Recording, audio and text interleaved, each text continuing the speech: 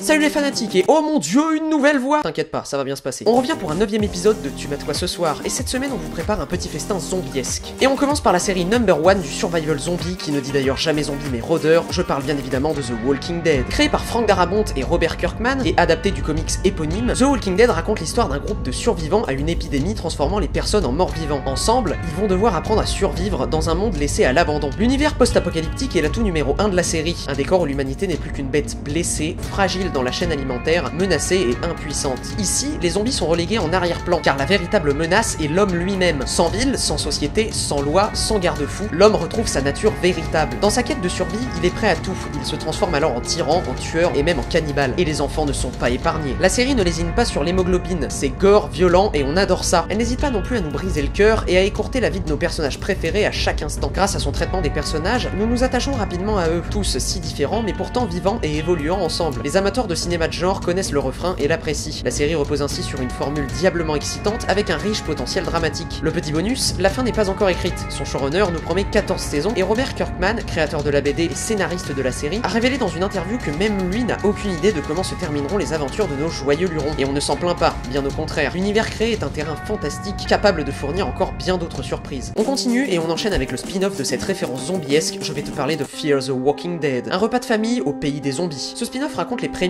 du chaos apocalyptique de The Walking Dead, tout en développant une histoire complètement indépendante de la série mère. Nous suivons une famille recomposée qui a du mal à recoller les morceaux. Les enfants ne s'entendent pas, l'un est drogué et les deux autres en pleine crise d'ado. La grande différence est que cette fois-ci, les personnages se connaissent. C'est à travers leurs yeux que nous allons découvrir comment l'épidémie a commencé et la manière dont le gouvernement a tenté de gérer la crise. Fear the Walking Dead reprend les thématiques chères à sa grande sœur, la notion de sacrifice pour le bien commun, le danger que représentent les humains qui se révèlent être aussi grands que celui des zombies, les caractères qui se forgent dans l'épreuve, mais elle n'est pas une simple Reddit et trouve rapidement son identité propre. La force de Fear the Walking Dead tient à son point de vue intimiste. La décadence y est dépeinte à hauteur d'homme, à travers le quotidien d'une famille dysfonctionnelle. Plutôt que de plonger les spectateurs dans un mécanisme inhumain et apocalyptique déjà installé, la série déconstruit lentement l'homme, la civilisation, les rêves et l'espoir face à des protagonistes impuissants. Et on en est d'autant plus secoué. Foncez donc binge-watcher les 3 saisons de ce récit initiatique moderne qui offre une plongée glaçante dans la sauvagerie et l'animalité. On continue mais on reste dans le gore avec Dead Set, les zombies s'invitent sur Énergie 12. Dead Set est un survival zombie dans une émission de télé-réalité, The Big Brother Show. En Grande-Bretagne se déclenche une invasion de zombies affamés qui dévorent les viscères de leurs proies avant de continuer leur chemin. L'épidémie se répand jusqu'à gagner les studios de télévision et les locaux où vivent enfermés les participants du Big Brother Show. Ces derniers pensent tout d'abord qu'il s'agit d'un stratagème de la production pour booster les audiences, mais ils vont vite se rendre compte de l'horreur qui les attend. La série est gore à souhait, c'est presque insoutenable. Dépeçage, explosion de crâne, découpage de cadavres et j'en passe. Nous voyons tout dans les moindres détails et il faut un petit moment d'adaptation avant que l'envie de vomir se dissipe légèrement. Ce n'est pas une série comique. Certes, le scénario est caricatural, mais tout est fait pour que l'histoire soit réaliste. Tout est à prendre au 15e degré, il faut faire le tri entre la critique et la dérision parmi des torrents d'hémoglobine. Le concept monstrueux de Dead Set est de dénoncer les travers de la télévision via des zombies qui dévorent tous ceux qui se remplissent les poches avec la télé poubelle. À la fois opportunistes et dénonciateurs, les créateurs anglais de Big Brother ont produit Dead Set en tournant dans les vrais locaux de l'émission de télé-réalité et avec la véritable présentatrice. Tu l'auras compris, la télé anglaise fait preuve d'un sens de l'autodérision brillant dont la France ferait bien de s'inspirer. On savait l'Angleterre coutumière du politiquement incorrect à la télé, mais de là à diffuser en prime time une série hardcore à base de zombies 2 ans avant la success story de The Walking Dead, on n'en demandait pas tant. Si tu es pris d'envie meurtrière devant les ch'tis à Ibiza, alors Dead Set est fait pour toi. D'autant que le show ne lésine pas sur les scènes de boucherie. On quitte la télévision mais on reste dans l'humour avec Z Nation de Sci-Fi. Violence et hémoglobine sont au rendez-vous. L'intrigue de cette série se déroule dans un monde post-apocalyptique envahi par des zombies et où les rares survivants humains tentent tant bien que mal de rester en vie. L'unique espoir de l'humanité est Murphy, un ancien prisonnier immunisé contre l'infection suite à l'injection d'un prototype de vaccin. Il est donc impératif de le garder en vie afin de produire d'autres antidotes à partir de son sang. Toute une équipe l'accompagne. Garrett, ancien membre de la garde nationale, Warren, Doc, 10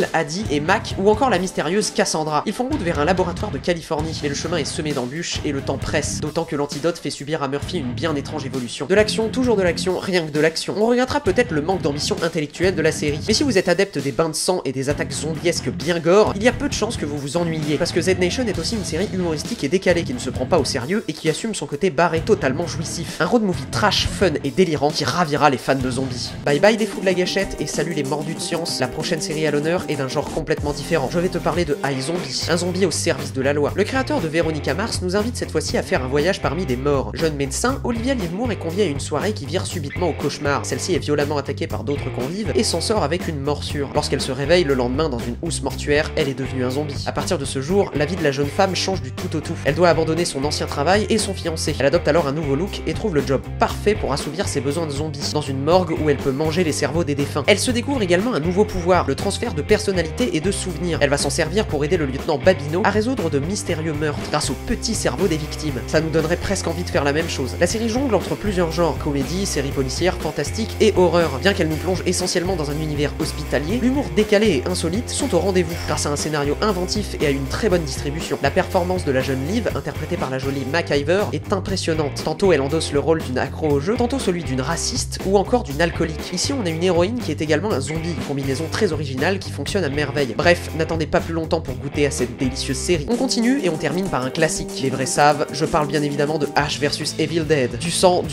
et du sang. Je me doute que je n'apprends rien aux puristes de Evil Dead, mais oui, Sam Raimi, réalisateur de la saga, et son coéquipier ami de toujours, Bruce Campbell, sont de retour pour le plus grand plaisir de tous. 30 ans plus tard, le monde a encore besoin d'Ash Williams. Bon oui, il est plus aussi jeune qu'avant, mais toujours aussi convaincant. Ex-tueur de démons, il travaille maintenant dans un magasin de bricolage. Un soir où il a beaucoup bu, il décide de se replonger dans le Necronomicon. Malheur à celui qui l'ouvre. Pour ceux qui ne savent pas, le Necronomicon, c'est le symbole du livre maléfique par excellence. Et donc, en rouvrant ce livre, il fait revenir ses fidèles amis les zombies. Super! À l'aide de ses nouveaux amis et collègues de travail, Pablo et Kelly, ils ont affronté toutes sortes de démons. Bien sûr, Ash est contraint de ressortir son fusil et sa tronçonneuse qui lui vont si bien. On ne s'ennuie à aucun moment. L'équilibre entre le gore et l'humour quasi burlesque est parfait. Les répliques hilarantes s'enchaînent. Les monstres sont angoissants et incroyablement bien constitués. On pourrait presque y croire. Les séquences d'action sont juste à couper le souffle. Ash tue avec splendeur et précision. On dirait presque une œuvre d'art. On adore la répartie et l'humour noir d'Ash Williams. On irait même jusqu'à dire que seul son sourire reste d'un blanc étincelant au milieu de tout ce sang. Ce sang si rouge, si faux, si opaque, si giclant qu'il en devient juste magnifique. Pour les amateurs d'hémoglobine, vous allez juste adorer. En bref, c'est une merveilleuse dédicace aux vieux fans d'Evil Dead et on espère que les novices ont soif de sang. Et voilà, tu n'as plus d'excuses si tu ne sais pas quoi mater ce soir. On se retrouve très vite sur une nouvelle thématique. En attendant, n'oublie pas de partager et de t'abonner. Ciao!